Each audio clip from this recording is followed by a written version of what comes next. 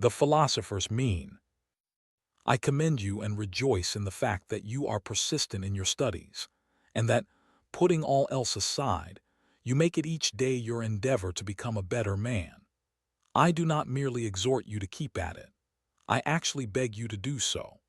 I warn you, however, not to act after the fashion of those who desire to be conspicuous rather than to improve, by doing things which will rouse comment as regards your dress or general way of living.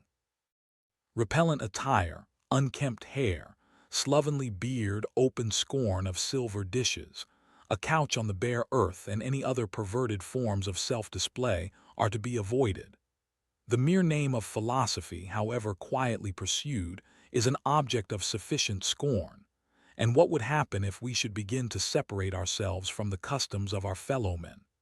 Inwardly, we ought to be different in all respects, but our exterior should conform to society. Do not wear too fine, nor yet too frowsy, a toga.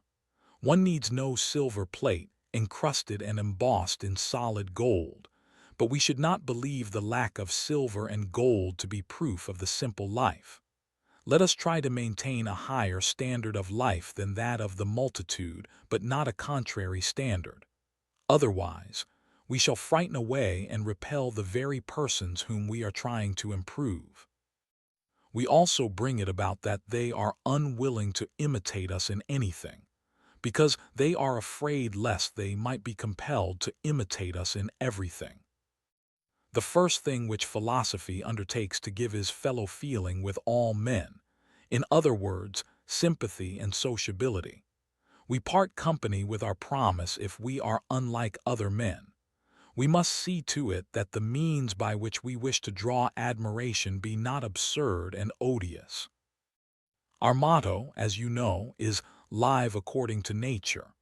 But it is quite contrary to nature to torture the body, to hate unlabored elegance, to be dirty on purpose, to eat food that is not only plain but disgusting and forbidding. Just as it is a sign of luxury to seek out dainties, so it is madness to avoid that which is customary and can be purchased at no great price.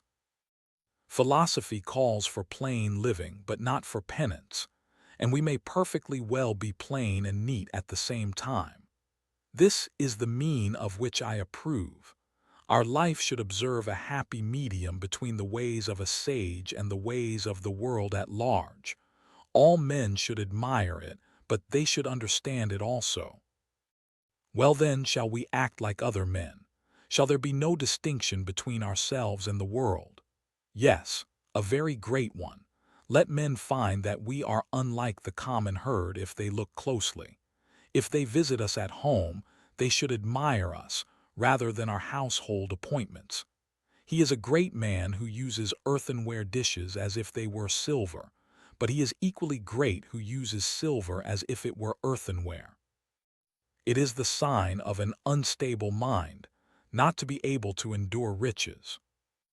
But I wish to share with you today's prophet also. I find in the writings of our Hecato that the limiting of desires helps also to cure fears. Cease to hope, he says, and you will cease to fear. But how, you will reply, can things so different go side by side? In this way, my dear Lucilius, though they do seem at variance, yet they are really united. Just as the same chain fastens the prisoner and the soldier who guards him, so hope and fear, dissimilar as they are, keep step together. Fear follows hope. I am not surprised that they proceed in this way.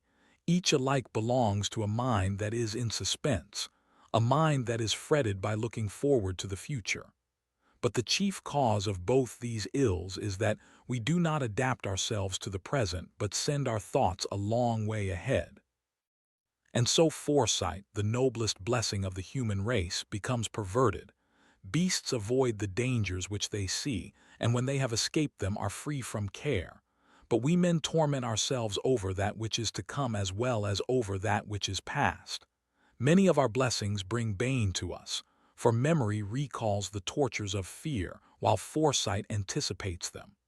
The present alone can make no man wretched. Farewell.